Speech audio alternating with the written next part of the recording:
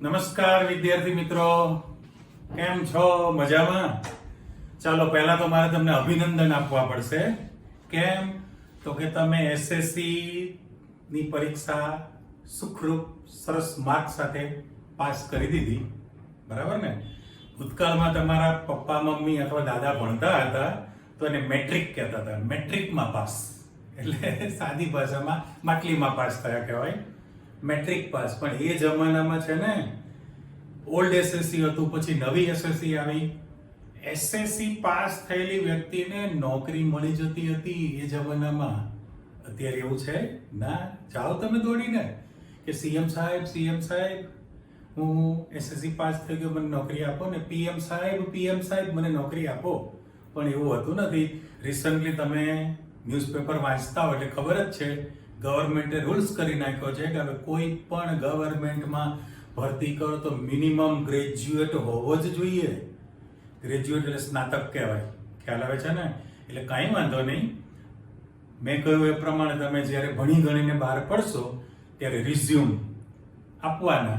તો એમાં તમારું ક્વોલિફિકેશન જે આપેલું હોય એમાં સૌથી પહેલું પગથિયું ઉલટા ક્રમમાં હોય છે ભાઈ, કે તમે એસએસસીની પરીક્ષા જે આપી છે વર્ષ અને કેટલા પર્સન્ટેજ છે, પહેલું પગથિયું. એના પછી ઉપર જાવ એટલે એચએસસી હાયર સેકન્ડરી, કયા વર્ષમાં પાસ કરી, કેટલા ટકા છે. ચલો બીજું સ્ટેપ થયું. ત્યાર પછી તમે જે લાઈનમાં ગ્રેજ્યુએટ થાવ, સાયન્સ છે, કોમર્સ છે, આર્ટ્સ છે, એમબીબીએસ છે, એન્જિનિયરિંગ છે, ફાર્મસી, XYZ, તમે જેમાં સ્નાતક બનો એ સાલ અને એના પર્સન્ટેજ છે. હજુ તમે આગળ અભ્યાસ કરવાના, દાખલા તરીકે તમે માસ્ટર્સ કરો તો એની સાલ, એના પર્સન્ટેજ છે. એનાથી ને આગળ તમે વધતા જાઓ, પીએચડી કરો, કોઈ પણ સ્પેશિયલાઇઝેશન કરો, બરાબર છે? તો એ પણ તમારું ક્વોલિફિકેશન અંદર વધતા જવાનું છે. કાંઈ વાંધો નહીં, ધીરે ધીરે બધું થવાનું જ છે દુનિયામાં, ચિંતા ન કરો. અને પણ એટલું ખરું છે હા ભાઈ, કે ભાઈ તમે જે જ્ઞાન મેળવ્યું છે એ 9મા 10મા ધોરણમાં એ ઉપર છેલ્લું હતું. હવે એ વસ્તુ એનું છે, તમે ટેક્સ્ટ બુક ખોલીને જો ઓહો આ તો ભણી લીધું છે. પણ એવું હોતું નથી. એ તમારે બહુ જ ડીપમાં ભણવાનું છે. ડેપ્થ અંદર સુધી તમને લઈ જવામાં આવે. ખ્યાલ આવ્યો? એટલે આમ જોવા જાઓ તો વિજ્ઞાન એટલે વિશેષ જ્ઞાન, રાઈટ? હજી એક થોડી આપણે ચર્ચા કરીએ. હું પહેલા દિવસે થોડું વધારે બોલું છું, પછી નથી કહેતો. દાખલા તરીકે તમે ભણવાની જે શરૂઆત કરી તો એની અંદર 1 થી 8 ધોરણ, 9 ને 10 વિચાર કરો. કદાચ તમારે એમ માની લો કે 9મા ધોરણ સુધી હિન્દી આવતું હતું, રાઈટ? 10મા ધોરણમાં હિન્દી આવેલું છે? બરાબર નથી. સબ્જેક્ટ હોય છે, નથી આવતો એવું નથી કહેતો. પણ તમારે 9મા ધોરણ સુધી ભણી, ટ્રેન છે એમાંથી એક બોગી નીકળી ગઈ હિન્દીની. ઓકે, ચાલો 10મા ધોરણમાં તમારી પાસે સમાજ વિદ્યા SS, સોશિયલ સ્ટડી જેને કહેવાય, ભણવું ને ભણાવવું નથી ગમતું હતું. કોકને વળી પ્રિય હોય છે. એ તો મારો સબ્જેક્ટ પણ આ છે ને, કેમિસ્ટ્રી. એટલે ભણવું ને ભણાવવું નથી ગમતું હતું, પણ રસપ્રદ થવો જોઈએ. એટલે સમાજ વિદ્યા છે એસએસસીમાં તમારે ભણવાની હતી. ચલો એ ડબ્બો નીકળી ગયો છે બોગી ટ્રેનમાંથી. હવે તમારે સમાજ વિદ્યા ભણવાનું નથી, રાઈટ? 11મા ધોરણમાં તમે 11 સાયન્સમાં એન્ટર થયા છો તો તમારે ગુજરાતી વિષય પણ ભણવાનો નથી. ગુજરાતી પણ નીકળી ગયું છે. હા, ઇંગ્લિશ ખરું. હવે એ તો છે ને, ગુજરાતી આપણી માતૃભાષા છે, મધર ટંગ. જન્મ્યા ત્યારથી તમે ગુજરાતી બોલો છો, પણ છતાં ખૂન ખરાબ જ હોય છે. જબરજસ્ત જેને કહેવાય. અને મારે ન કહેવાય, ન્યૂઝપેપરમાં તમે જુઓ છો રિસન્ટલી કે ભાઈ ગુજરાતી વિષયની અંદર પણ 2 લાખ વિદ્યાર્થી ફેલ થાય છે. બરાબર? હવે જે કંઈ કારણ આપણે એમાં વિશ્લેષણ નથી કરવું. તો ગુજરાતી નીકળી ગયું, માતૃભાષા, પણ હજી પિતૃભાષા છે ને ઇંગ્લિશ. એ તો તમારી સાથે જ રહેવાની છે, ઇન્ટરનેશનલ. હવે કારણ કે જ્યાં જાઓ તો તમારે ડગલે ને પગલે ઇંગ્લિશ આવે છે, જરૂરી પણ છે શીખવા માટે. એટલે કોલેજમાં તમે જ્ઞાન મેળવવાના છો, નો પ્રોબ્લેમ. ચિંતા ન કરતા કે અમે ગુજરાતી મીડિયમમાં ભણીએ છીએ તો શું થશે. ના, સમય પ્રમાણે બધું જ થતું રહેશે. એટલે કહેવાનો અર્થ શું છે કે હિન્દી નીકળી ગયું, સમાજ વિદ્યા નીકળી ગયું, તમારી પાસે ગુજરાતી વિષય નીકળી ગયો છે. તો હવે તો તમારે ખાલી એ ગ્રુપ વાળા વિદ્યાર્થીને મેથ્સ ભણવાનું છે અને સાયન્સ. બરાબર? હવે સાયન્સમાં પાછા તમારી પાસે 2 ભાગ પડી ગયા, ફિઝિક્સ ભૌતિકશાસ્ત્ર અને કેમિસ્ટ્રી રસાયણશાસ્ત્ર. બાયોલોજી નથી આવતું, બરાબર? પણ જે વિદ્યાર્થીઓએ બી ગ્રુપ રાખેલું છે એને તો ખાલી વિજ્ઞાન ભણવાનું છે, એને તો ગણિત પણ નીકળી ગયું. ચાલો 11મા ધોરણમાં પાછો ટ્રેનમાંથી એક ડબ્બો બોગી નીકળી ગઈ. તમારે એમાં હવે ગણિત પણ નથી ભણવાનું, માત્ર ને માત્ર વિજ્ઞાન. એટલે ફિઝિક્સ, કેમિસ્ટ્રી, બાયોલોજી એ 3 10મા ધોરણમાં જે 9મા ધોરણમાં જે વિજ્ઞાનની ચોપડી આવતી હતી, ખબર છે ને તમને કે ભાઈ 10મા ધોરણમાં પહેલા તમારી પાસે કેમિસ્ટ્રીના ચેપ્ટરો હતા, રસાયણ વિજ્ઞાનના, વચ્ચે બાયોલોજી, જીવ વિજ્ઞાન હતું, અને છેલ્લે ફિઝિક્સ, ભૌતિક શાસ્ત્ર હતું. એ ત્રણેય ભેગી કરીને તમારી પાસે વિજ્ઞાનની ચોપડી આવતી હતી. હવે તમારે ઇન્ડિવિજ્યુઅલ ચોપડી ભણવાની છે, કહેવાનો અર્થ એમ. એટલે સરવાળે હું તમને ગભરાવતો નથી, એપ્રિશિએટ કરું છું. હવે તમારું માર્જિન ઓછું થતું ગયું છે, બહુ થોડી ચોપડીઓ ભણવાની છે, પણ ઊંડાણપૂર્વક શીખવાનું છે ભાઈ. ઓકે, ચાલો કાંઈ વાંધો નહીં. હવે આપણે નક્કી કર્યું છે કે 11 સાયન્સ કરવું જ છે, તો કઈ ચિંતા નથી. અમારા જેવા છે ને તમને જ્ઞાન દેવાવાળા, ડોન્ટ વરી, બી હેપી, સીધું સ્લોગન છે. પણ કેમિસ્ટ્રી વિષયમાં પાછા આપણે આવી જઈએ તો રસાયણ, બરાબર, રસાયણ શાસ્ત્ર કહેવાય.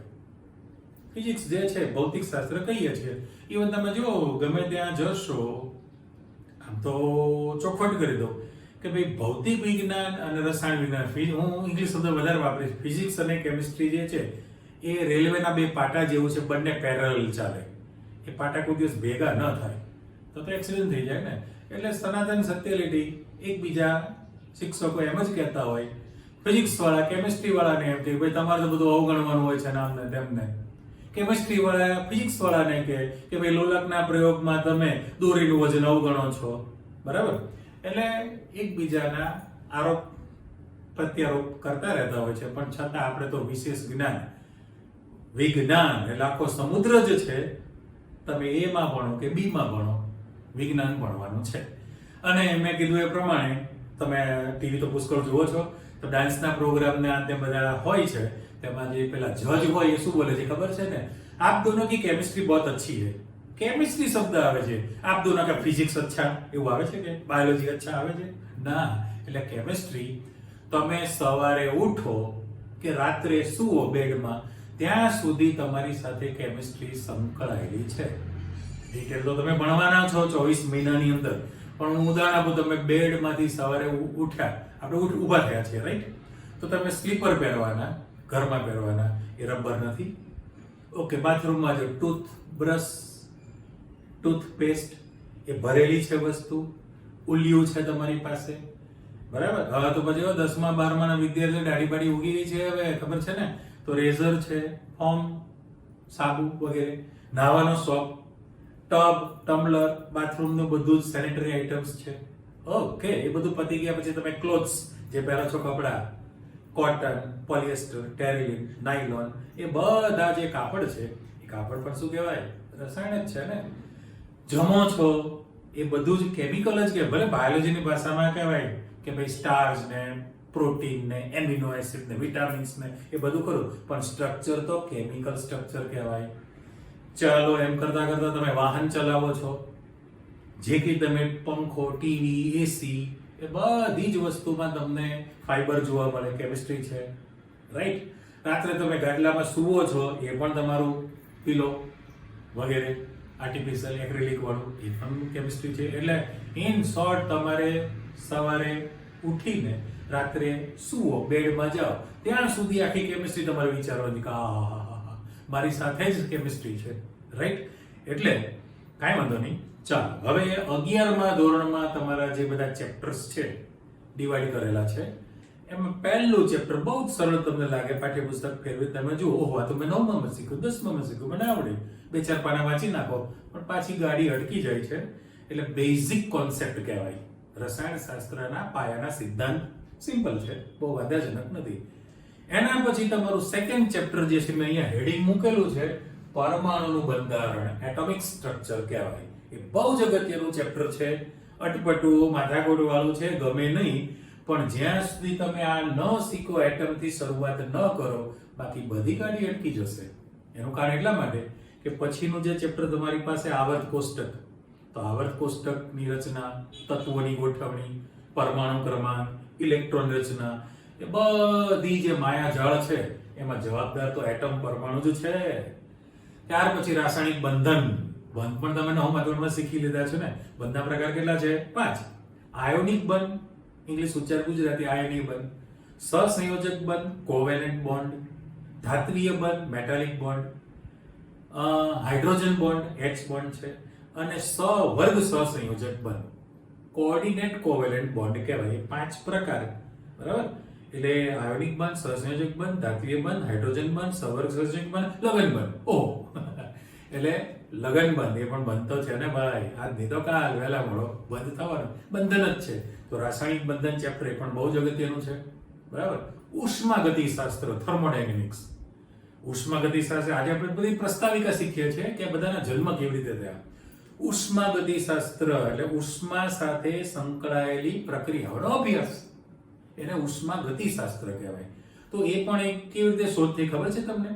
કે પેલું ડ્રિલિંગ થતું હતું, સારડી વડે સારકામ થાય, તો ડ્રિલિંગ દરમિયાન જે પેલું થતું હોય, સાદો બોર હોય કે ગમે તે ખનિજ તેલ માટે હોય, ડ્રિલિંગ ચાલતું હોય કે કન્સ્ટ્રક્શન ચાલતું હોય ત્યારે બધું તોડફોડ કરવામાં, તો ઘર્ષણને કારણે ઉષ્મા ઉત્પન્ન થઈ, ગરમી ઉત્પન્ન થઈ. એટલે વૈજ્ઞાનિકો તો વિચારે ચડી જ જાય. હું ને તમે ક્યારેક જ વિચારીએ, વૈજ્ઞાનિકો રોજ વિચારતા હોય કે ભાઈ આવું કેમ છે, આવું કેમ છે. એટલે ઉષ્મા જે પ્રક્રિયા છે એ ઉષ્મા સાથે સંકળાયેલી હોય છે. ઉષ્માના, ફરીથી બોલું છું, ઉષ્માના ફેરફાર એટલે વધઘટ, ઉષ્માના ફેરફાર સહિતના રાસાયણિક પ્રક્રિયાના અભ્યાસને ઉષ્માગતિશાસ્ત્ર કહેવાય.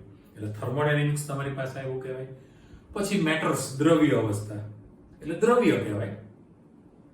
નાના ધોરણથી જાણો છો કે ભાઈ કોઈ પણ પદાર્થની 3 અવસ્થા મળે, ઘન છે, પ્રવાહી છે અને વાયુ છે. હા ઓકે. ચોથું ભાઈ બોલે છે પ્લાઝમા. પ્લાઝમા પણ એક સ્વરૂપ છે, પણ સોલિડ એટલે આપણું ઉદાહરણ બરફ, પાણીનો બરફ. હવે H2O સંયોજન છે એ ઘન સ્થિતિમાં આવે ને આપણે બરફ બોલીએ એટલે H2O ઘન બોલાય.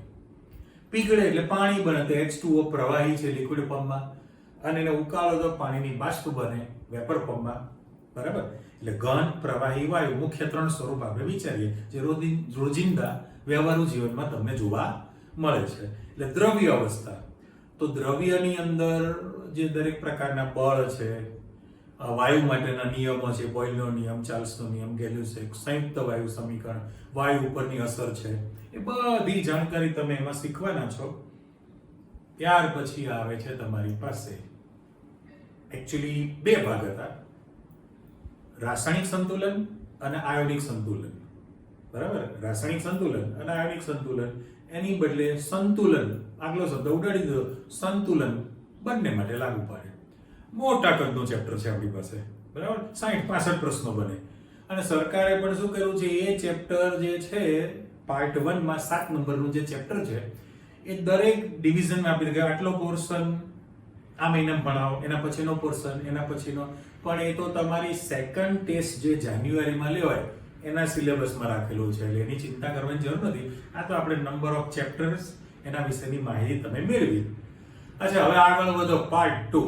પાર્ટ 1 થોડો થિકનેસ જાડો લાગે છે ને. પાર્ટ 2 તમે જોશો તો સૌથી પહેલું ચેપ્ટર રેડોક્સ સંતુલન, બધું આધુનિક દુનિયા. હાઇડ્રોજન ચેપ્ટર છે. હાઇડ્રોજન ઇનઓર્ગેનિક કહેવાય, ઇનઓર્ગેનિક હાઇડ્રોજન છે, ઓકે. અને આવર્ત કોષ્ટક તમે જે શીખ્યા છો અને શીખવાડવાનું છે મારે, તો યાદ કરી લો કે ઘણા બધા વૈજ્ઞાનિકે પોતપોતાની થિયરી આપેલી, પણ લેટેસ્ટ આપણે છેલ્લામાં છેલ્લા ભાઈ મેન્ડેલિફ વૈજ્ઞાનિક, મેન્ડેલિફે જે આવર્ત કોષ્ટક રજૂ કરેલું, એ આવર્ત કોષ્ટકમાં 4 બ્લોક પાડેલા, S વિભાગ, P વિભાગ, D વિભાગ, F વિભાગ, બરાબર. તો તમને એક સામટું નથી ખવડાવી દેવાનું, ખ્યાલ આવે છે ને. દાખલા તરીકે ક્રિકેટરમાં ધોનીભાઈ છે રોજના 4 લીટર દૂધ પીતા હતા, સાચું કે નહીં? તો એનું બોડીના અંદર ક્રિકેટની અંદર તમે બધા શોખીન છો ક્રિકેટ જોવા વાળા.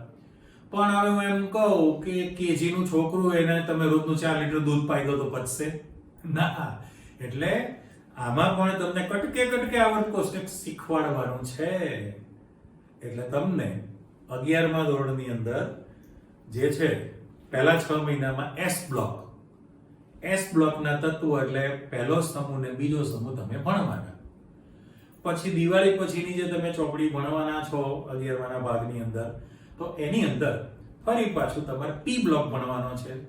P બ્લોકની અંદર 13મો અને 14મો સમૂહ, ઓકે 12મા ધોરણમાં જતા રહો તો તમારી પાસે 15, 16, 17 ને 18 પી બ્લોકના સમૂહ, સંક્રાંતિ તત્વો ડી બ્લોક અને આંતર સંક્રાંતિ એફ બ્લોકના તત્વો એવું તમને 12મા ધોરણમાં સમજાવવામાં આવશે. એટલે ટુકડે ટુકડે આવર્ત કોષ્ટક વિશેની તમારી પાસે જાણકારી દરેક મળવાની છે.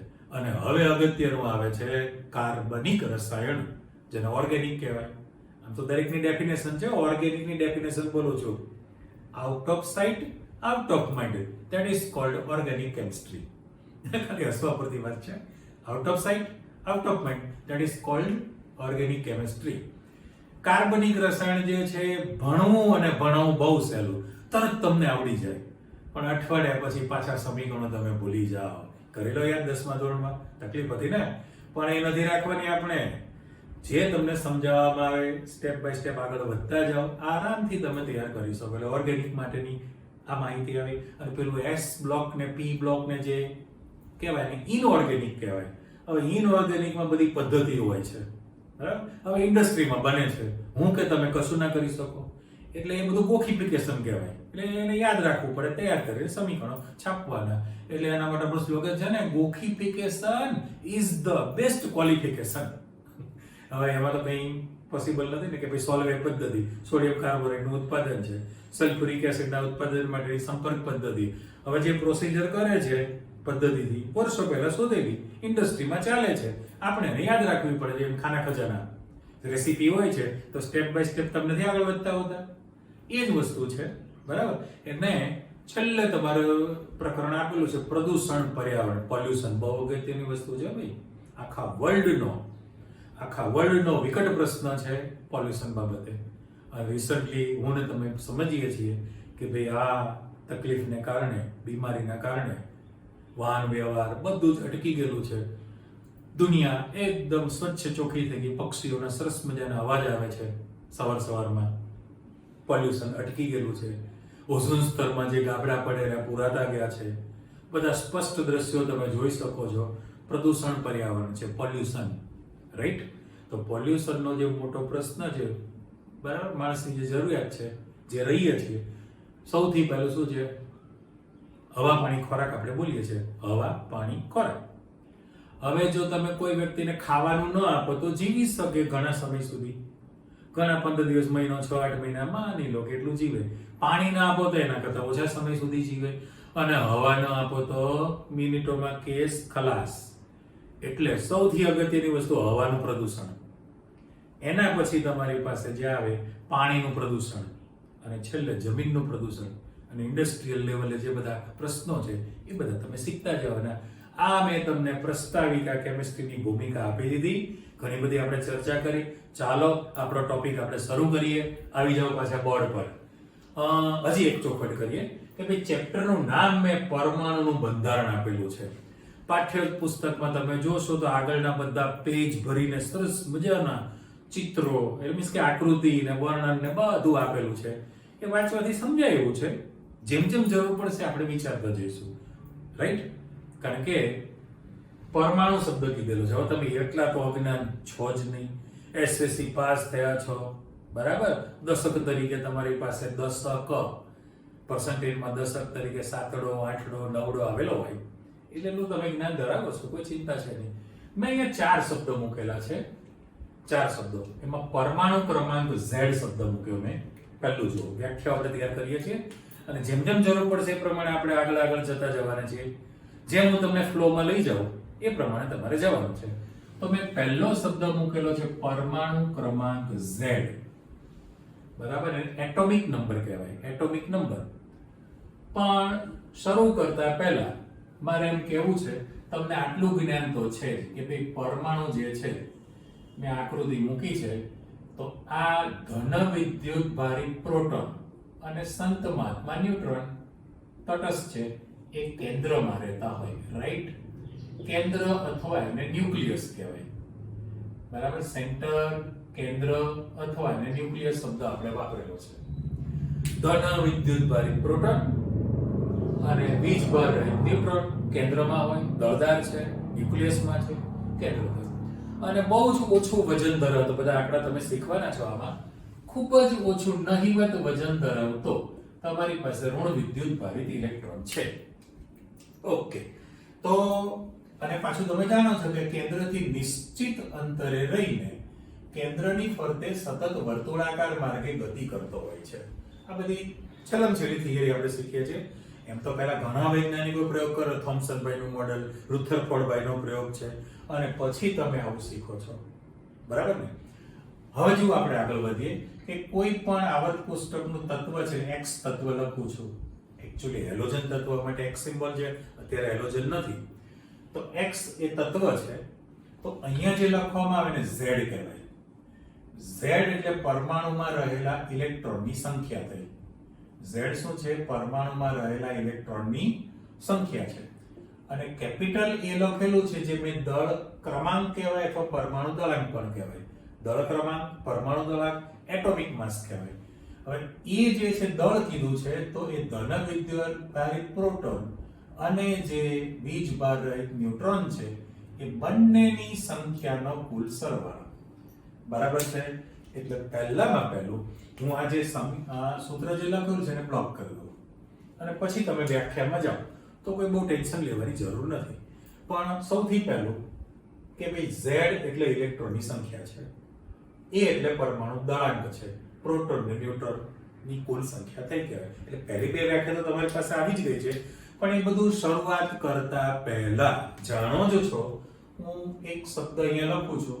દાખલા તરીકે આપણે સોડિયમ લખવું છે. ચલો, જાણીતો મુદ્દો સોડિયમ Na છે. તો એનો પરમાણુ ક્રમાંક Z બરાબર 11 તમને ખબર છે ને? એનો પરમાણુ ક્રમાંક કેટલો છે? 11. એનો અર્થ એવો થયો કે ઇલેક્ટ્રોનની સંખ્યા સોડિયમમાં 11 છે. અચ્છા, પરમાણુ દળાંક કોને કહીએ છીએ? હું સાઈડમાં લખું છું અહીંયા ખીચડો ન થાય માટે. તો મારે એમ લખવાનું છે કે ભાઈ ન્યુટ્રોન અને પ્રોટોનની સંખ્યાનો સરવાળો. ન્યુટ્રોન અને પ્રોટોનની સંખ્યાનો સરવાળો છે. હવે કોઈ પણ પરમાણુ હંમેશા તટસ્થ હોય. પરમાણુ હંમેશા કેવો હોય? તટસ્થ. ઓકે, દુનિયામાં 3 કેસ હોય. જો દાખલા તરીકે મારે એમ લખવું છે કે P લખું તો એ ફોસ્ફરસ છે, સિંગલ. કા માણસ એકલો રહે, એકલો સિંગલ એટલે એને પરમાણુ કહેવાય. કા તો માણસ કુટુંબ કબીલો લઈને રહે, કુટુંબ કબીલામાં P4 તો એને અણુ કહેવાય. અને હજુ એક શક્યતા, કા તો પછી એ ધજા લઈને આટા મારે બાવો થઈ જાય. પણ પાછા એમાં બે પ્રકાર પડશે ને, Na+ અને Cl- સપોઝ હું લખું તો તમારી પાસે જો Na+ ધન આયન છે, Cl- ઋણ આયન છે. એટલે આયનમાં પાછા બે પ્રકાર પડે, બાવો અને બાવાના. ખબર પડી ને? એટલે પહેલામાં પહેલું દુનિયામાં 3 જ કેસ હોય. કા માણસ એકલો રહે, સિંગલ. એકલો રહેતો હોય તો એને આપણે પરમાણુ કહેવાય. બરાબર? કુટુંબ કબીલો લઈને રહેશે તો એને આપણે અણુ કહીએ. અને કાં તો ધજા લઈને આટા મારે તો એના માટે આપણે શબ્દ કયો વાપરીએ છીએ? આયન. આવા 3 કેસ હોય દુનિયામાં. તો પહેલામાં પહેલું પરમાણુ હંમેશા તટસ્થ હોય. એનું કારણ એટલા માટે કે ઉપર કોઈ ધજા ફરકતી નથી. જો ઉપર ધજા ફરકે પ્લસ અથવા માઇનસની તો આયન છે. અને આયન એટલે શું? ઇલેક્ટ્રોનની સંખ્યામાં વધઘટ. કાં તો ઇલેક્ટ્રોન વધી જાય, કાં તો ઇલેક્ટ્રોન ઘટી જશે. મારે તમને એવું જ સમજાવવાનું છે. ચાલો આવો પાછા. તો પહેલામાં પહેલું કે ભાઈ સોડિયમ જે છે ઉપર ધજા નથી ફરકતી તો તટસ્થ પરમાણુ કહેવાય. આ ઓકે. એનો નંબર છે 11 એટલે એમાં ઇલેક્ટ્રોનની સંખ્યા 11 થઈ. તટસ્થ હોવાને કારણે કેન્દ્રમાં પ્રોટોનની સંખ્યા પણ કેટલી થવાની છે? 11 જ થવાની છે. એટલે જો હાર પહેરાવી દઉં છું, બહાર નથી પહેરાવવાનો. બરાબર? અહીંયા લખું છું કે ભાઈ કેન્દ્રમાં જેટલા પ્રોટોન છે એટલા જ બહારની કક્ષાઓમાં ઇલેક્ટ્રોનની સંખ્યા છે. એ બે સંખ્યા સરખી જ હોય તો એ તટસ્થ પરમાણુ કહેવાય. પણ હવે તમને આછો પાતળો ખ્યાલ છે કે ભાઈ સોડિયમનો પરમાણુ દળાંક, પરમાણુ ભાર 23 છે. કેટલો છે? 23. તો 23 મારે કરવું હોય તો ન્યુટ્રોનની સંખ્યા કેટલી મૂકવું? અહીંયા આગળ 12 મૂકવી પડે ને. બરાબર? એટલે 11 મૂકવું તો 11 * 22 + 1 એટલે 23 થયા કહેવાય. પણ તમે જોઈ લીધું કઈ બે સંખ્યા સરખી રહે છે? તો કે કેન્દ્રમાં રહેલા પ્રોટોનની સંખ્યા અને બહારની કક્ષામાં આવેલા ઇલેક્ટ્રોનની સંખ્યા એ હંમેશા સરખી જ હોય. તો જ એ પરમાણુ કહેવાય, તટસ્થ છે. પરમાણુ હંમેશા તટસ્થ હોય. ઓકે, ચાલો આગળ વધો. કે ભાઈ એ તો તમે પરમાણુ કીધું છે. સોડિયમ ધાતુ છે. ધાતુની વૃત્તિ હંમેશા ઇલેક્ટ્રોનને ગુમાવવાની હોય. બરાબર, તમારે યાદ જ રાખવાનું છે કે મેટલની ટેન્ડન્સી હંમેશા ઇલેક્ટ્રોનને મુક્ત કરવાની, ગુમાવવાની, દાન કરવાની. હું ઘણા બધા પર્યાય શબ્દ બોલીશ તમારી સાથે. જો સોડિયમ એક ઇલેક્ટ્રોન તમને આપી દે, એક ઇલેક્ટ્રોન જો તમને આપી દેશે તો હવે જે સોડિયમ જે બનવાનું છે વિચારીને કહેજો.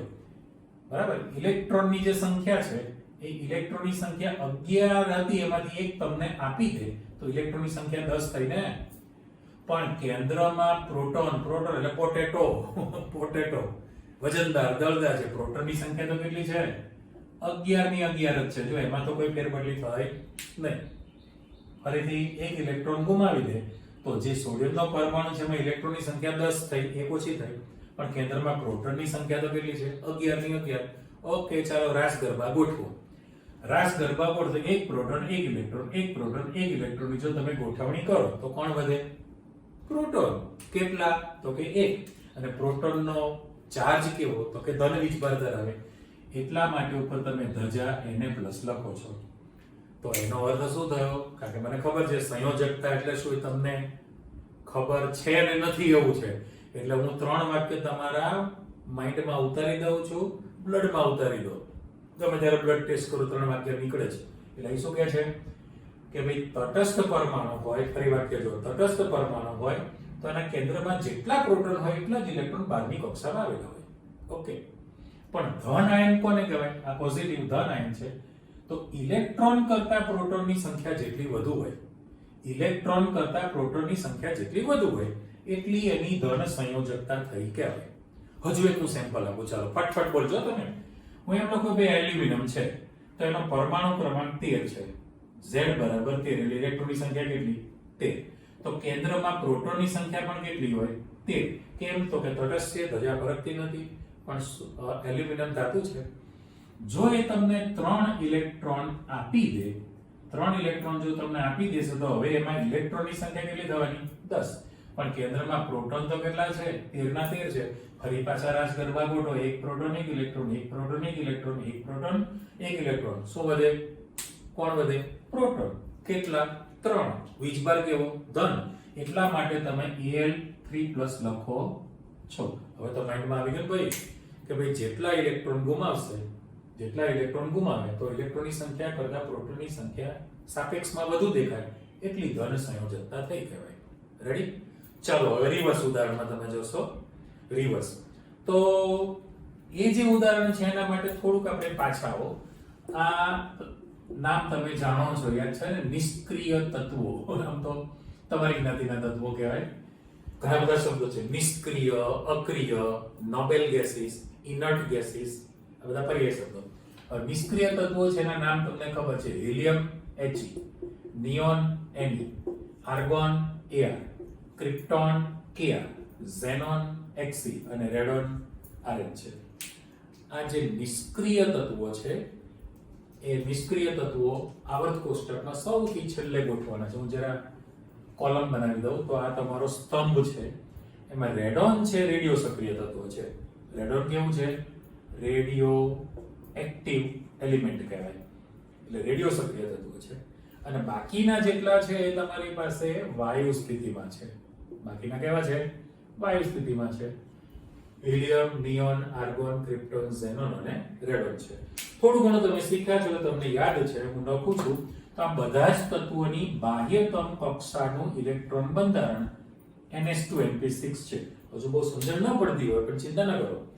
NH2Np6 એટલે આ કક્ષકો છે: S કક્ષક, P કક્ષક, D કક્ષક. તો S માં 2 અને P માં 6. તો ટોટલ તમારી પાસે બહારની કક્ષામાં ઇલેક્ટ્રોનની સંખ્યા 8 થઈને 6 + 2, તો એને અષ્ટક પૂર્ણ થયેલું કહેવાય. અને આપણે કેમિસ્ટ્રીમાં એવું છે, એને અષ્ટકનો નિયમ કહેવાય છે. એ રાસાયણિક બંધન ચેપ્ટરમાં તમે શીખવાના. અષ્ટકનો નિયમ ઇંગ્લિશમાં ઓક્ટેટ રૂલ કહેવાય. ઓક્ટેટ એટલે 8 થાય ને, ઓક્ટેટ રૂલ કહેવાય. આમ થોડું અટપટું લખ્યું છે, એને સહસંયોજક બંધની સમજૂતી આપી છે, પણ હું સરળ ભાષામાં કહું. 4 સ્ટેટમેન્ટ છે તમારી પાસે, સાંભળજો. દરેક તત્વની વૃત્તિ સ્થિરતા પ્રાપ્ત કરવાની હોય છે. શું કીધું? દરેક તત્વની વૃત્તિ સ્થિરતા પ્રાપ્ત કરવાની હોય છે. તમારા માઇન્ડમાં તરત ક્વેશ્ચન અરાઇઝ થાય કે સ્થિરતા એટલે શું? તો કે પોતાની બાહ્યતમ કક્ષા એટલે છેલ્લી કક્ષામાં રહેલા ઇલેક્ટ્રોનની સંખ્યા. બાહ્યતમ કક્ષામાં અષ્ટક રચના પ્રાપ્ત કરવા માટે પરમાણુ અથવા તત્વ હંમેશા પ્રયત્નશીલ રહે છે. બરાબર. હવે એના માટે શું કરે તો કે કાં તો ઇલેક્ટ્રોન મેળવે અથવા તો ઇલેક્ટ્રોન ગુમાવે. બરાબર. એનો અર્થ એવો થયો કે 8 કરતા જો વધુ ઇલેક્ટ્રોન હોય, આપણે તો 8 કરવાના છે અષ્ટક પૂર્ણ, 8 કરતા વધુ હોય તો દાન કરે, લઈ જાઓ. 8 કરતા ઓછા હોય તો ગમે ત્યાંથી મેળવે. બરાબર. અને ન લૂંટવાની તાકાત હોય, ઇલેક્ટ્રોન લૂંટવાની તાકાત ન હોય, ન દાન કરવા માટે મોટું જીગર હોય, તો શું કરે? તમારી જેમ વાટકીમાં ઇલેક્ટ્રોન લઈને જાય. ભાગીદારી કરવી છે તો ઇલેક્ટ્રોનની કરે ભાગીદારી અને પોતાનું અષ્ટક પૂર્ણ કરી લે, સ્થિરતા પ્રાપ્ત કરી લે. એને અષ્ટકનો નિયમ કહેવાય. એટલે વાસ્તવમાં મેં કહ્યું એ પ્રમાણે રાસાયણિક બંધન ચેપ્ટરમાં તમારો જે એપ્રોચ છે સહસંયોજક બંધ પ્રમાણે છે. બરાબર. પણ આપણે જનરલ તમને માહિતી આપી, સાંભળજો. દરેક તત્વની વૃત્તિ સ્થિરતા પ્રાપ્ત કરવાની હોય છે. કેટલું સરળ. એટલે કે પોતાની બાહ્યતમ કક્ષામાં અષ્ટક રચના પ્રાપ્ત કરવા માટે પરમાણુ હંમેશા પ્રયત્નશીલ રહે છે. આ માટે પરમાણુ ઇલેક્ટ્રોન મેળવીને અથવા ઇલેક્ટ્રોન ગુમાવીને કે પછી ઇલેક્ટ્રોનની ભાગીદારી કરીને પોતાનું અષ્ટક પૂર્ણ કરે અને સ્થિરતા પ્રાપ્ત કરે છે. એના અષ્ટકનો નિયમ કહેવાય. તો હવે એ થિયરી પ્રમાણે અહીં તમે આવતા જાઓ અને એટલું તો તમને ખબર જ છે ને, પરમાણુ ક્રમાંક જે છે તમને ખબર છે કે હિલિયમનો પરમાણુ ક્રમાંક 2 છે. તો બાકીનાનો જે તમારે ગણતરી કરવી છે તો કેવી રીતના આવશે? તો એક ક્રમ લખું છે અહીંયા, તમે જુઓ. હું લખું છું 2 8 8 18 18 32. બરાબર. તમારે આ આંકડો યાદ રાખવાનો છે. હજી અહીંયા તમે જશો એ એમસીક્યુ છે આપણો, પછીના ચેપ્ટરનો એમસીક્યુ છે કે એના પછી શું આવશે તમે પ્રેડિક્શન આપી દો કે ભાઈ 32 જ આવે. શું કીધું? શોધ નથી થઈ હજી. તો મને ગળાડૂબ ખાતરી છે કે આમાંથી તમારા વિદ્યાર્થીમાંથી કોઈ નવું તત્વ શોધશે જેનો પરમાણુ ક્રમાંક જે છે વધીને 32 તમારે એડ કરવાના થવાના. કઈ વાંધો નહીં. ચલો આવો પાછા. મેં શું કીધું? 2 8 8 18 32. એ પણ 32 જ આવે, હાલ છે નહીં. એટલે બે વખતે જો યાદ રાખો, 2 વખતે 8 8 18 32. આમાં શું કરવાનું તમારે? તો કે તમે કોઈ પણ સમૂહમાં પહેલા તત્વનો પરમાણુ ક્રમાંક જાણો છો. બરાબર. આવર્ત કોષ્ટકમાં 1 થી 10 જે તત્વો છે એ દરેકને આવડે. તમને દરેકને આવડે. ચલો આપણે બોલી નાખીએ. બરાબર. તરત જો ઉત્સાહમાં આવી ગયા.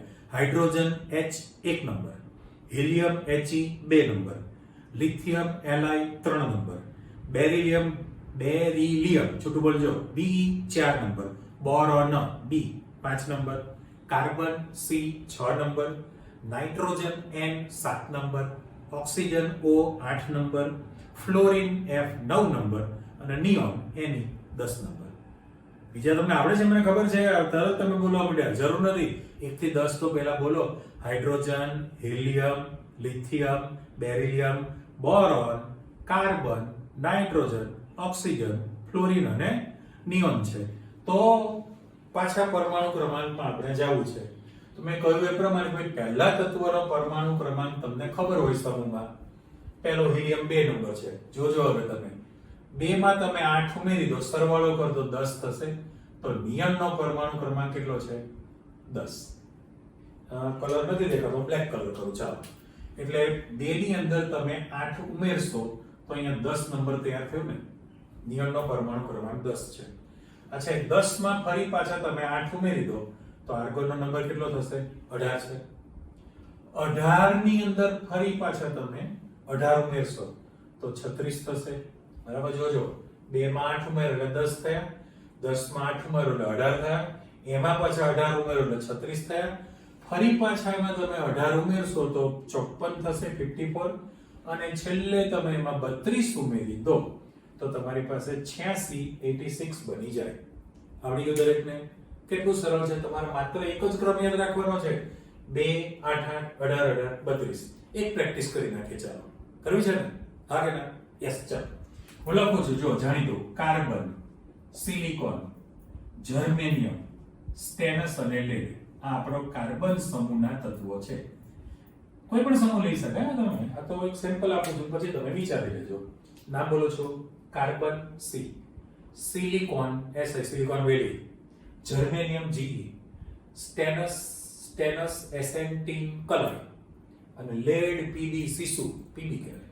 હવે કાર્બનનો પરમાણુ ક્રમાંક તમને કેટલો ખબર છે? 6, રાઈટ? તો આપણે તો શું લખવું છે? 2 8 8 18 18 આપણે અહીંથી આગળ નથી વધવાનું. હવે એ થોડું જાગવું પડે ને તમે. જાગી જજો, જાગતા રહેજો કે ને. તમે જે સોસાયટીમાં રહેતા હોય, ફ્લેટમાં, ટેનામેન્ટમાં, બંગલામાં રહેતા હોય તો સિક્યુરિટી રાખેલી હોય, બરાબર? હવે આપણે તો બધા સૂઈ ગયેલા હોય એટલે રાત્રે નીકળે, આમ દંડો આપણા ઓટલે અથવા ત્યાં દંડો પછાડતો જાય. દંડો પછાડતી તમને કે હું જાગું છું, મારો પગાર આપી દેજો. એટલે જાગતા રહેજો. અહીંયા પણ શું છે? પહેલા તત્વનો પરમાણુ ક્રમાંક કેટલો છે? 6 છે ને. એટલે હું રેડ પેનથી લખું છું અહીંયા જો 6 નંબર. હવે તમારે શોધવાના કેટલા છે? તો કે છેલ્લેથી જુઓ 1 2 3 4. ફરીથી 1 2 3 4. 4 શોધવા છે તો છેડેથી તમારે 4 રાખવાના. 1 2 3 4. બાકીના કેન્સલ કરો ચોકડી. ફરીથી 1 2 3 4 રાખ્યા, બાકીના કેન્સલ કરે છે. હવે પહેલા તત્વનો પરમાણુ ક્રમાંક તમને 6 ખબર છે, એ તો ખબર હોવી જોઈએ ને. હવે 6 માં 8 ઉમેરો તો કેટલા થાય? સિલિકોન 14. 14 માં તમે 18 ઉમેરી દો તો 32, બરાબર? 32 માં પાછા તમે 18 ઉમેરી દો તો 50 સ્ટેનસ, અને એમાં 32 ઉમેરી દેવામાં આવે તો 82 બની જાય ને. બોલો કેટલું સહેલું છે? 1 થી 10 તત્વો આપણું જે આવર્ત કોષ્ટક છે એમાં પહેલી લાઈન 1 થી 10 ના દરેકના નામ, સંજ્ઞા, પરમાણુ ક્રમાંક તમને આવડે છે. હવે એ તમે જાણતા હોય તો બાકીના ગમે એવડો મોટો આંકડો હોય ગોખવાનો નથી, આના પ્રમાણે તૈયાર થઈ શકે. 2 8 18 32. Okay, ready? ચાલો તો ફરી પાછા તમારા ઉદાહરણમાં આવી જાઓ. તો મેં એમ કહ્યું છે કે ભાઈ સોડિયમ જે છે 11 નંબર છે એનો પરમાણુ ક્રમાંક. કેટલો છે? 11. ધાતુ છે. એ જો એક ઇલેક્ટ્રોન ગુમાવી દેશે તો અહીંયા ઇલેક્ટ્રોનની સંખ્યા 10 બની કોના જેવી બને છે? નિયોન જેવી. નિષ્ક્રિય તત્વ બની ગયો ને. તત્વ નથી બનતું, નિષ્ક્રિય તત્વ જેવી ઇલેક્ટ્રોન રચના બને છે. એટલે સોડિયમ જો એક ઇલેક્ટ્રોન ગુમાવી દે તો નિયોન જેવી રચના બની જાય. સેમ કોપી કે ભાઈ એલ્યુમિનિયમ પરમાણુ ક્રમાંક 13 છે. એ જો 3 ઇલેક્ટ્રોન તમને આપી દેશે તો પણ એ નિયોનની જેમ 10 ઇલેક્ટ્રોન રચના થઈ ગઈ એની. એ પણ સ્થિરતાવાળી ઇલેક્ટ્રોન રચના બની. એટલે શું થાય? નાના ધોરણમાં તમે ધાતુ અને અધાતુનો તફાવત શીખેલા જ છો કે ભાઈ ધાતુની બાહ્યતમ કક્ષામાં 1 2 કે 3 ઇલેક્ટ્રોન આવેલા હોય છે અને એ ગુમાવી શકે. તો એ આપણું આવર્ત કોષ્ટક જ છે ભાઈ. પહેલો સમૂહ છે આલ્કલી સમૂહ. જો નામ બોલું છું, પહેલો સમૂહ આલ્કલી, અનારકલી નહીં. તો આલ્કલી સમૂહની અંદર લિથિયમ, સોડિયમ, પોટેશિયમ વગેરે જે તત્વો છે એ બધા એક ઇલેક્ટ્રોન ગુમાવે. બીજો આલ્કલાઇન અર્ધ ધાતુ, તો એ લોકોને 2 ઇલેક્ટ્રોન છે, 2 ગુમાવશે. પછી પી બ્લોક આપણો 13મો સમૂહ કહેવાય. એલ્યુમિનિયમ છે 13મો સમૂહ, પણ એનું પહેલું તત્વ છે બોરોન, એના નામથી બોરોન સમૂહ પણ બોલાય. તો એ 3 ઇલેક્ટ્રોન તમને ગુમાવી શકે છે. એટલે ધાતુ ઇલેક્ટ્રોન ગુમાવીને નિષ્ક્રિય તત્વ જેવી રચના પ્રાપ્ત કરે. સમજાઈ ગયું? હવે એથી ઉલટું આપણે ઉદાહરણ શીખવાનું છે. તો હું લખું છું, જુઓ, ક્લોરીન Cl Z બરાબર 17 છે. એક તો ક્લોરીન ભિખારી તત્વ છે, એને અધાતુ તત્વ કહેવાય, બરાબર? જન્મસિદ્ધ અધિકાર માંગી ખાવાનું છે. હવે તટસ્થ છે, ધજા પરખતી નથી, તો એના કેન્દ્રમાં પ્રોટોનની સંખ્યા પણ કેટલી હોય? 17 છે. કેન્દ્રમાં પ્રોટોન 17 છે, બાહ્યતમ કક્ષામાં ઇલેક્ટ્રોનની સંખ્યા પણ 17 છે. બંને આંકડા સરખા. હવે ક્લોરીન 7 ઇલેક્ટ્રોન ગુમાવીને 10 બને કે 1 ઇલેક્ટ્રોન મેળવીને 18 બને? હા, બરાબર, 1 મેળવીને 18 બનશે.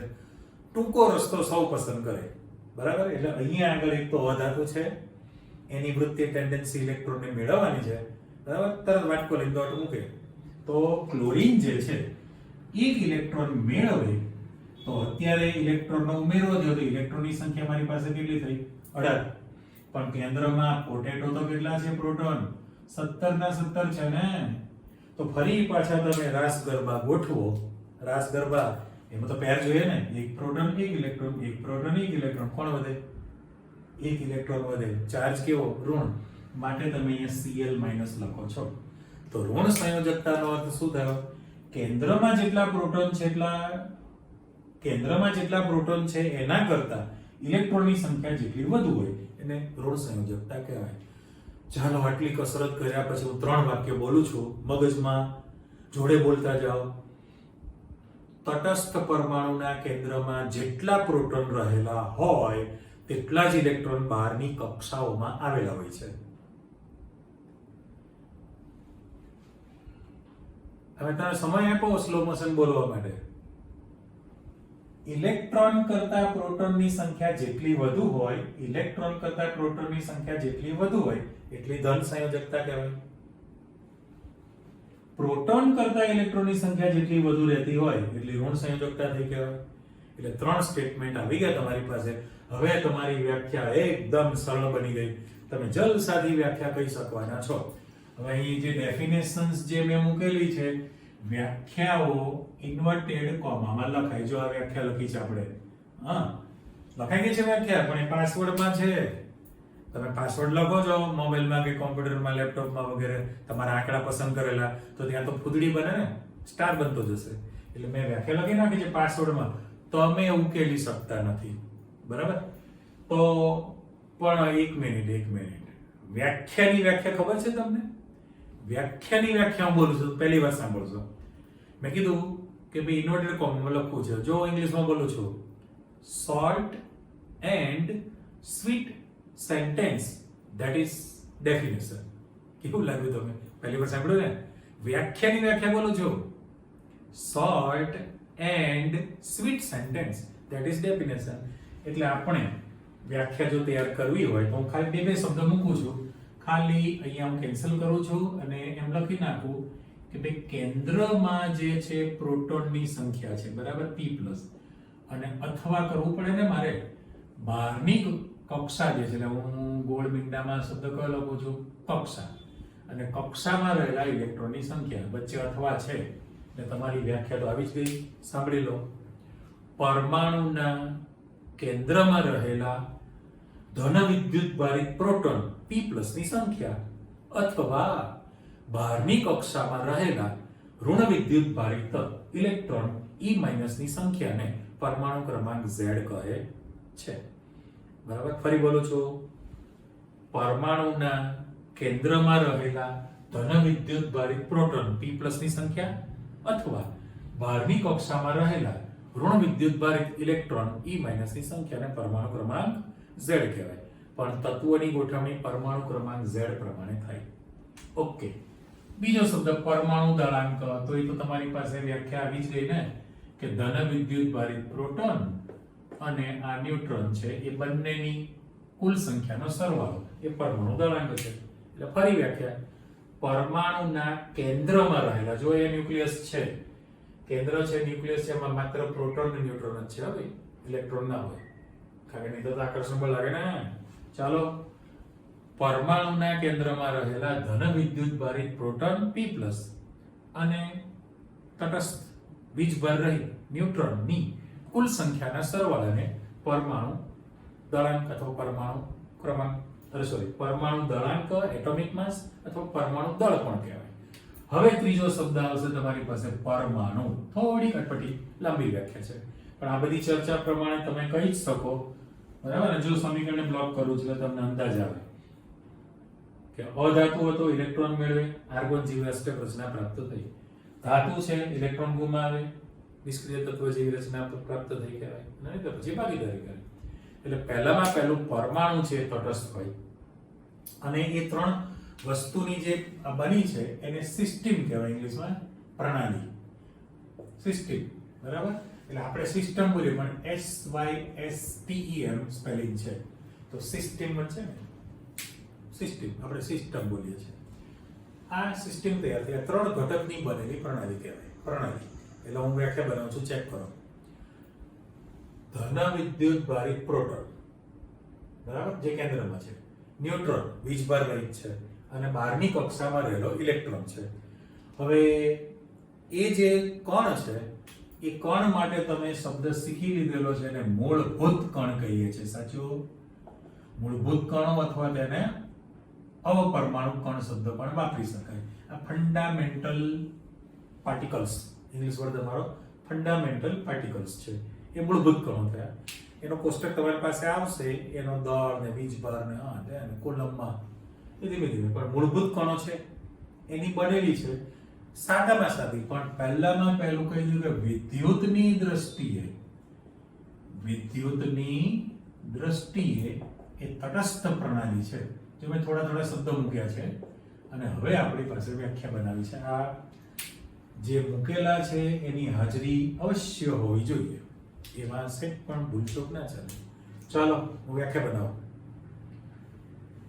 પ્રોટોન, ન્યુટ્રોન અને ઇલેક્ટ્રોન જેવા મૂળભૂત કણોની બનેલી સાદામાં સાદી વિદ્યુતની દ્રષ્ટિએ તટસ્થ પ્રણાલીને પરમાણુ કહે છે. હજી એક વાર બોલ્યું છે મારી વ્યાખ્યા, સાંભળજો. પ્રોટોન, ગુજરાતીમાં લખવાનો શબ્દ પ્રોટોન, ન્યુટ્રોન અને ઇલેક્ટ્રોન જેવા મૂળભૂત કણોની બનેલી સાદામાં સાદી વિદ્યુતની દ્રષ્ટિએ તટસ્થ પ્રણાલીને પરમાણુ કહે છે. પરમાણુ હંમેશા તટસ્થ જ હોય છે. ઓકે, હવે પાછળ તમે આગળ વધશો પછીની વ્યાખ્યા માટે, તો સમસ્થાનિક અને સમભારીય છે. હવે સમસ્થાનિક એને આઇસોટોપ્સ કહેવાય, બરાબર, અને સમભારીય બંનેનો ઉલ્લેખ થોડો ઘણો તમને ખબર પડે છે. ચલો આને પહેલા ઓછી જગ્યામાં સમાડી દઈશ. સમભારીય કોને કહેવાય, પણ એ બધા નજીકના જ તમારા ઉદાહરણ છે એટલા માટે. હવે એ ઉદાહરણમાં તમારે જવું છે તો હાઇડ્રોજન, જે તમે 9મા ધોરણમાં 10મા ધોરણમાં શીખ્યા છો, એ આપણું ચેપ્ટર પણ છે. હાઇડ્રોજનના સમસ્થાનિક સમજાવો, એના જ બધી વાર્તાલાપ. કાર્બનના સમસ્થાનિક છે, યુરેનિયમ માટે પણ સમસ્થાનિક છે. તો આ જે ટોપિક છે આના પરથી જ કે ઇલેક્ટ્રોનની સંખ્યા, પ્રોટોનની સંખ્યા. હવે સમસ્થાનિક માટે કેવું બને, તો સમસ્થાનિક માટે હું અહીંયા ઉદાહરણ જ આપું છું. દાખલા તરીકે તમારી પાસે હાઇડ્રોજન એક તત્વ છે. એ હાઇડ્રોજનના તમે 3 સંતાન લખવાના છો, બરાબર. પહેલું છે 1H1. 1H1 જે છે એ સાદો હાઇડ્રોજન કહેવાય અથવા એને પ્રોટિયમ કહેવાય, એટલે P લખેલો હોય. જો હું વચ્ચે લાઇનિંગ મૂકું છું, સાદો હાઇડ્રોજન પ્રોટિયમ છે, 1H1 લખેલું છે, એટલે તમને ખબર પડી કે ભાઈ ઇલેક્ટ્રોનની સંખ્યા 1 છે, કેન્દ્રમાં પ્રોટોનની સંખ્યા પણ 1 છે, ન્યુટ્રોન છે નહીં. પણ હવે એમ લખું કે 1H2 લખવામાં આવે તો એને ડ્યુટેરિયમ કહેવાય, ભારે હાઇડ્રોજન છે, જેનો સિમ્બોલ કેપિટલ D છે. પણ હવે તમને ખબર પડી ગઈ કે ભાઈ ઇલેક્ટ્રોનની સંખ્યા તો એક જ છે ને, પરમાણુ ક્રમાંક. પણ ઉપર તમારી પાસે જો હું રેડ પેનથી લખું છું કે અહીંયા તમારી પાસે પ્રોટોનની સંખ્યા 1, ન્યુટ્રોનની સંખ્યા 0 કરું તો સરવાળો 1 થશે ને. સરવાળો તમારી પાસે 1, પણ ઇલેક્ટ્રોન ને પ્રોટોન સરખા છે. ત્યારે અહીંયા મારે લખવું હોય તો એક પ્રોટોન છે, એક ન્યુટ્રોન છે, સરવાળો કરો તો તમારી પાસે બગડો આવે, બરાબર. પણ ન્યુટ્રોન એક વધ્યો ને આમાં, પેલામાં તો 0 છે. અને હજુ તમારી પાસે ત્રીજું ઉદાહરણ છે. ત્રીજું ઉદાહરણ તો એને 1H3 લખાશે, 1H3, જેને કહેવામાં છે ટ્રિટિયમ, કેપિટલ T એનો સિમ્બોલ વાપરેલો છે, બરાબર. એને ફરી પાછું રેડ પેનથી લખી નાખીએ તો અહીંયા આગળ પ્રોટોન તો એક જ હોવાનો, પણ ન્યુટ્રોનની સંખ્યા તમારી પાસે 2 બને, સરવાળો કેટલો થયો 3. હવે આપણે વ્યાખ્યા બનાવી છે 2 ટાઈપની વ્યાખ્યા. ચોપડીમાં દરેક વિદ્યાર્થીને આવડી જેવી સરળ છે અને થોડીક સારી ક્વોલિટીની વ્યાખ્યા. પહેલા તમે નક્કી કરી લો કે ભાઈ આ એક જ તત્વ હાઇડ્રોજન છે, એના 2 અથવા 2 કરતા વધુ પરમાણુ છે અલગ અલગ, બરાબર. દાખલા તરીકે તમને ખબર છે કે કાર્બન છે તો કાર્બન C612 અને C614 આવા 2 સમસ્થાનિક છે તમારી પાસે. યુરેનિયમ છે તો યુરેનિયમ 92 235 238 લખો. ચલો ભાઈ યુરેનિયમ છે 92 235 છે, યુરેનિયમ 92 238 છે, બરાબર. તો હજી પણ છે ની અંદર તો 2 કરતા વધુ પણ હોઈ શકે. એટલે આ એક જ તત્વ છે, વ્યાખ્યા તૈયાર કરીએ છીએ. એક જ તત્વ, એના 2 અથવા 2 કરતા વધુ પરમાણુ છે. હવે એ પરમાણુના કેન્દ્રમાં પ્રોટોનની સંખ્યા સમાન છે. જો પ્રોટોનની સંખ્યા, વાદળી પેન જુઓ, એક જ પ્રોટોન કેન્દ્રમાં એક જ પ્રોટોન છે. પણ ન્યુટ્રોનની સંખ્યા જુદી જુદી છે. જો આમાં ન્યુટ્રોન 0, આમાં ન્યુટ્રોન 1 છે, પેલામાં ન્યુટ્રોનની સંખ્યા 2 છે. તો એવા પરમાણુને એકબીજાના સમસ્થાનિક કહેવાય. બરાબર? પણ એમને સિમ્પલ તમે જોવા જાઓ તો પરમાણુ ક્રમાંક Z સરખો છે પણ પરમાણુ દળાંક A જુદો જુદો છે. આપણે એકમાં લખી નાખીએ, જો પહેલામાં કે Z બરાબર 1 લખું છું તો પરમાણુ ક્રમાંક સરખો થયો, રાઈટ? અને આ જે પરમાણુ દળાંક છે કેપિટલ A, અહીંયા પણ લખી નાખું કેપિટલ A અને કેપિટલ A, તો પરમાણુ દળાંક તમારો અલગ અલગ છે કે નહીં? તો એ સમસ્થાનિક થયો. એટલે સિમ્પલ વ્યાખ્યા થઈ ગઈ, જે પરમાણુના પરમાણુ ક્રમાંક Z સમાન હોય, પરમાણુ ક્રમાંક Z સમાન હોય પરંતુ પરમાણુ દળાંક A જુદા જુદા હોય તો તેવા પરમાણુને એકબીજાના સમસ્થાનિક કહે છે. રેડી? હવે પેલી થોડી સારી ક્વોલિટીની વ્યાખ્યા બોલીએ, સાંભળજો. એક જ તત્વના, એટલે તત્વ એક જ છે, એક જ તત્વના બે કે બેથી વધુ પરમાણુના કેન્દ્રમાં રહેલા પ્રોટોન P+ ની સંખ્યા સમાન હોય, કેન્દ્રમાં રહેલા પ્રોટોન P+ ની સંખ્યા સમાન હોય પરંતુ ન્યુટ્રોનની સંખ્યા જો જુદી જુદી હોય તો તેવા પરમાણુને એકબીજાના સમસ્થાનિક કહે છે. બરાબર? તો નીચે તમારી પાસે જે બાકીના બે ઉદાહરણ મૂકેલા છે એમાં તમે જોવો જોઈએ, ખ્યાલ આવી જ ગયો ને? કારણ કે જો હવે મારે વારંવાર ન કહેવું પડે, કારણ કે ઇલેક્ટ્રોનની સંખ્યા 6 છે, ઇલેક્ટ્રોનની સંખ્યા 6 એટલે પરમાણુ ક્રમાંક Z સમાન થયો. તો જો મારે પરમાણુ દળાંક લખવો હોય તો પ્રોટોનની સંખ્યા 6 છે, ન્યુટ્રોનની સંખ્યા પણ 6, સરવાળો 12 થયો. પણ પ્રોટોન ને ઇલેક્ટ્રોન સરખા, ત્યારે અહીંયા જો 14 સરવાળો કરવો હોય તો ઇલેક્ટ્રોન 6 છે તો કેન્દ્રમાં પ્રોટોન પણ 6 રાખવા પડે, પણ અહીંયા ન્યુટ્રોનની સંખ્યા તમારે કેટલી થવાની છે? 8. તો 6 ને 8 14 થયા કહેવાય. તો આ પણ સમસ્થાનિકની જ વ્યાખ્યા થઈ કે જુઓ, પ્રોટોનની સંખ્યા સમાન છે પરંતુ ન્યુટ્રોનની સંખ્યા જુદી જુદી છે, તો એ સમસ્થાનિક. નીચલા ઉદાહરણમાં જાઓ, ઇલેક્ટ્રોન 92 છે તો કેન્દ્રમાં પ્રોટોનની સંખ્યા પણ 92 જ હોય ને, તો 235 - 92 કરો એટલે ન્યુટ્રોન છે. સેમ કોપી અહીંયા 238 - 92 કરો તો ન્યુટ્રોનની સંખ્યા છે. તો આ વ્યાખ્યા તમારી પાસે આવી ગઈ. બરાબર? કે ભાઈ પરમાણુ ક્રમાંક Z સમાન હોય પરંતુ પરમાણુ દળાંક A જુદા જુદા અલગ અલગ હોય તો એને સમસ્થાનિક કહેવાય. બરાબર? તો તમારી પાસે ન્યુટ્રોનની સંખ્યા ગણવા માટેનું સૂત્ર ના આવ્યું કહેવાય. ન્યુટ્રોનની સંખ્યા તમારે ગણવી હોય, જો અહીં જગ્યા છે લખું છું, બરાબર? આની અંદર કે ભાઈ ન્યુટ્રોનની સંખ્યા તમારે જાણવી હોય તો A - Z કરવું પડે કે નહીં? બરાબર? જે તમારા બધા જ ઉદાહરણ છે આ પ્રશ્ન તરીકે SQ MCQ માં હોવાનું. કોઈ પણ તત્વનો તટસ્થ પરમાણુ હોય અથવા તો આયન હોય, આયન માટે સંખ્યા વધઘટ કરવાની ઇલેક્ટ્રોનની. પહેલા પરમાણુ તો વિચારો તમે કે ભાઈ કોઈ પણ તત્વના પરમાણુમાં ન્યુટ્રોનની સંખ્યા આપણે શોધવી છે, તો આપણું સૂત્ર શું થયું? A - Z. A પરમાણુ દળાંક -Z કરી નાખો તો ન્યુટ્રોનની સંખ્યા અહીં આવી ગયું ને તમારી પાસે કે ભાઈ 235 - 92 કરું તો ન્યુટ્રોન આવી ગયા. સેમ કોપી 238 - 92 જ કરું તો પણ ન્યુટ્રોન આવી ગયા, પણ ન્યુટ્રોનની સંખ્યા તમારી કેવી છે? જુદી થઈ. અહીંયા એ જ થયું, 12 - 6 એટલે 6 ન્યુટ્રોન થયા, અને 14 - 6 કરું તો ન્યુટ્રોનની સંખ્યા 8 થઈ કહેવાય. બરાબર? એટલે સમસ્થાનિક વિશેની જાણકારી આવી ગઈ. તો એનું નજીકનું કાકા બાપાના જ પોરિયા કહેવાય. સમભારીય, ભાર એટલે વજન છે, સમભારીય, પણ એમાં તત્વ તમે અલગ અલગ લેવાના છો. હવે હું ઉદાહરણ આપું તમને તરત સમજણ પડી જશે કે ભાઈ સમભારીય છે. હું અહીંયા લખું છું અલગ, ભાઈ કાર્બન 6 અને 14, ભલે કાર્બનનો સમસ્થાનિક છે, ઓકે, આ તમારું સેમ્પલ. બીજા ઘણા છે. અને નાઇટ્રોજન લખું છું તો નાઇટ્રોજન 7 અને 14 છે, 7 અને 14. એક સરસ મજાનું ઉદાહરણ આપું છું, સમજો તમે. પહેલામાં પહેલું કે પરમાણુ ક્રમાંક Z6 છે અને પરમાણુ ક્રમાંક Z = 7 છે, વચ્ચે મેં લીટી પાડી દીધી. તો એક તો પેલા કરતા ઉલટી વ્યાખ્યા, પરમાણુ ક્રમાંક Z જુદા જુદા છે, હા, પણ પરમાણુ દળાંક A ની કિંમત સરખી છે. પરમાણુ દળાંક A ની કિંમત તમારી પાસે કેવી છે? સરખી છે. તો એને સમભારીય, વજન સરખું થયું કહેવાય. હવે મેં કીધું ઉદાહરણ આપું. દાખલા તરીકે તમારી પાસે બે પાર્સલ છે, ચલો ને. બંને પાર્સલ તમે અંદર શું વસ્તુ છે ખબર નથી, જોઈ નથી શકતા, ટ્રાન્સપરન્ટ નથી, પેક કરેલું પહેલું પાર્સલ જેનું વજન છે 2 કિલોગ્રામ 2 kg, બીજું પાર્સલ એનું પણ વજન 2 કિલોગ્રામ જ છે. એટલે બંને પાર્સલના વજન સરખા છે. ઓકે, તો બંને પાર્સલ ખોલી નાખો.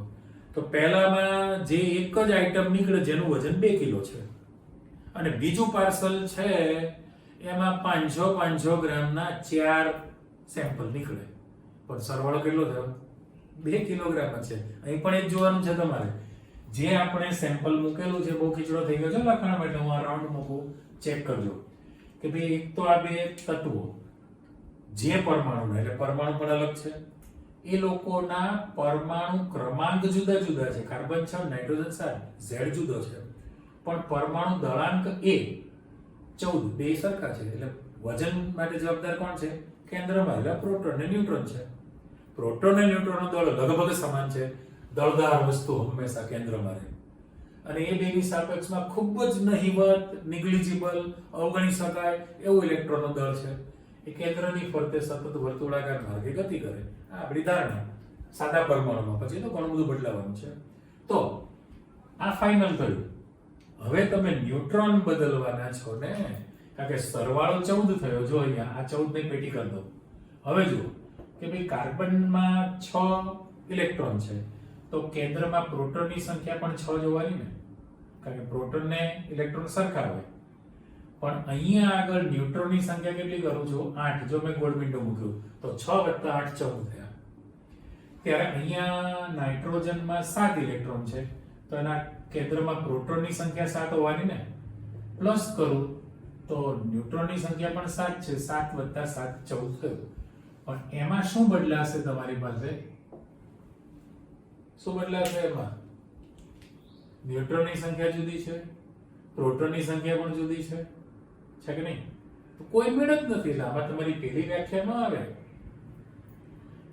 મારી પાસે જુઓ, સમસ્થાનિકમાં આપણે શું વાત કરી કે ભાઈ કેન્દ્રમાં રહેલા પ્રોટોન P+ ની સંખ્યા સમાન હોય જે છે, પરંતુ ન્યુટ્રોનની સંખ્યા જુદી જુદી છે, તો એ સમસ્થાનિક થાય. ત્યારે અહીંયા આગળ બધું જ અલગ છે. પરમાણુ ક્રમાંક એ જુદો છે, પ્રોટોનની સંખ્યા પણ જુદી છે 6 7, ન્યુટ્રોનની સંખ્યા પણ જુદી છે 8 અને 7. કોઈ મનમેળ છે જ નહીં એક પણ આંકડાને. માત્ર સરવાળો સરખો છે. મેં પાર્સલનું ઉદાહરણ આપ્યું તમને કે ભાઈ 2 કિલોનું એક જ પાર્સલ, અને એક જ પાર્સલમાં 500 ગ્રામની 4 વસ્તુ, પણ વજન તો બંનેનું 2 કિલોગ્રામ જ છે ને. એટલે જે પરમાણુનો પરમાણુ ક્રમાંક Z જુદો જુદો હોય, પરંતુ પરમાણુ દળાંક એ સમાન હોય, તો એવા પરમાણુને આપણે સમભારીય કહીએ છીએ. ખ્યાલ આવી ગયો? એટલે આપણે જે પ્રસ્તાવિકા શરૂ કરી છે, પ્રસ્તાવિકા પરમાણુ ચેપ્ટર બાબતે, એમાં ફરી રિવાઇઝ કરી દઉં છું કે ભાઈ પરમાણુના કેન્દ્રમાં રહેલા પ્રોટોનની સંખ્યા અથવા તો બહારની કક્ષામાં જે ઇલેક્ટ્રોન છે એની સંખ્યાને પરમાણુ ક્રમાંક Z કહેવાય. તો પરમાણુ તટસ્થ છે, બંને સંખ્યા સરખી જ હોય. જો સંખ્યામાં ફેરબદલી થાય ઇલેક્ટ્રોનમાં, તો આયન બની જાય ધન આયન, ઋણ આયન, જે આપણે ભણી લીધું. કેન્દ્રમાં રહેલા, એટલે પરમાણુના કેન્દ્રમાં રહેલા પ્રોટોન અને ન્યુટ્રોનની કુલ સંખ્યાના સરવાળાને પરમાણુ દળાંક એ કહેવાય. અને પેલી અટપટી વ્યાખ્યા, પરમાણુ જે તટસ્થ હોય, સાદી રચના છે, પ્રોટોન, ન્યુટ્રોન અને ઇલેક્ટ્રોન જેવા મૂળભૂત કણોની બનેલી સાદામાં સાદી વિદ્યુતની દ્રષ્ટિએ તટસ્થ પ્રણાલીને પરમાણુ કહે છે. અને પછીનો શબ્દ સમસ્થાનિક. સમસ્થાનિકની અંદર પરમાણુ ક્રમાંક Z સમાન છે, પરમાણુ દળાંક એ જુદા જુદા છે, તો એ સમસ્થાનિક. અથવા તો કેન્દ્રમાં પ્રોટોનની સંખ્યા સરખી છે, ન્યુટ્રોનની સંખ્યા જુદી જુદી છે, બીજી વ્યાખ્યા બની. અને સમભારીયમાં તમે ગયા તો પરમાણુ ક્રમાંક જુદા જુદા છે, પણ પરમાણુ દળાંક સમાન છે, તો એને સમભારીય તૈયાર થયું કહેવાય. એટલે આ આપણે પરમાણુનું જે બંધારણ છે એના વિશેની પ્રાઇમરી માહિતી લીધી છે, પણ આ અગત્યની વસ્તુ છે ભાઈ. અને આ શીખ્યા પછી તમે આગળ વધવાના છો. નેક્સ્ટ આપણે ભેગા થઈએ ત્યારે આગળનો જે બધો પોર્શન છે પાઠ્યપુસ્તકની અંદર, પરમાણુના જે મોડેલ રજૂ કર્યા, થોમ્સન ભાઈનું પરમાણુ મોડેલ આપ્યું પણ એ નિષ્ફળ ગયું કારણ કે જે કંઈ શોધ કરે છે આપણા ફોટા આવી જાય બીજા વૈજ્ઞાનિકો કાતરો લઈને બેઠા જ હોય ને બરાબર પગ ખેંચે નીચે ચલો ભાઈ મોડેલ કેન્સલ એના પછી રુથરફોર્ડભાઈનો પ્રયોગ એમ કરતા તમે જે ભણી રહ્યા છો ને અત્યારે એ લેટેસ્ટ થિયરી છે એની પછી શોધ થશે તો નવું શીખવાનું બાકી છે નહીં બરાબર એટલે હું એવું માનું છું કે આપણે જે શરૂઆત કરી જે કંઈ તમને જાણકારી આપી એના વિશે તૈયાર કરવાનું છે પાઠ્યપુસ્તકમાં વાંચીને બીજા ઘણા ઉદાહરણ છે ભાઈ આ તમારે તમને એક સેમ્પલ આપવાનું છે હવે તમે ક્લોરીનનું ઉદાહરણ લેશો અહીંયા આગળ સંભાળીએ તો ક્લોરીન 1735 છે અને ક્લોરીન 1737 છે બરાબર તો 17 પરમાણુ ક્રમાંક સરખો થયો પણ પરમાણુ દળાંક 35 અને 37 અલગ છે તો સમભાર્ય છે એવા સમસ્થાનિકના પણ તમારી પાસે ઉદાહરણ છે એટલે પાઠ્યપુસ્તકમાં આપણે આડું અવળું ચાલેલું છે ભણાવાય આ રીતે શરૂઆત કરવામાં ભણતી વખતે શીખતી વખતે આ બાબત છે પણ વાંચો ત્યારે તમારે આડું અવળું વાંચવાનું છે એટલે ફરી પાછા આપણે ભેગા થઈએ ત્યારે આટલું જ્ઞાન તમે રિવાઇઝ કરીને આવશો એવી આશા રાખું છું નેક્સ્ટ ટાઈમ પછી મળીએ છીએ ઓકે આવજો બાય